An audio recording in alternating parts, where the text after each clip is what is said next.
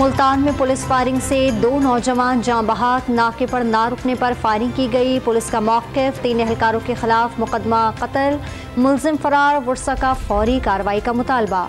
निगरान वज़ीर आला और IG पंजाब को मुल्तान वाक़े का नोटिस, जिम्मेदार पुलिस एहलकारों के खिलाफ सख्त कार्रवाई की हिदायत।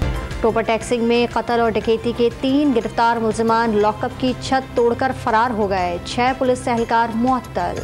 रहीम यार खान के कच्चे में डाकुओं के खिलाफ पुलिस ऑपरेशन में शिद्दत। ईद के दूसरे रोज काबुल सुखानी गैंग के गिर्द घेरा तंग, दोनों तरफ से फायरिंग का शदीद तबादला। दरियाए सिंध के दरमियान जजीरे पर डाकुओं कई कैंप्स गाहें मिसमार कर दी गईं।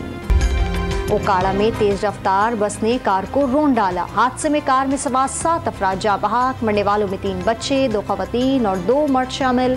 हादसा रिक्शे को बचाते हुए पेश आया। बदकिस्मत फैमिली लाहौर से पाकपतन जा रही थी। मुल्क को मसाइल से निकालने के लिए तमाम स्टेक होल्डर्स को किरदार अदा करना होगा। अमीर जमात इस्लामी सिराजुल हक की PTI के सदर परवेज इलाही से टेलीफोनिक गुफ्तगू। दोनों रहनुमाओं का मौजूदा सियासी सूरत हाल पर तबादला ख्याल।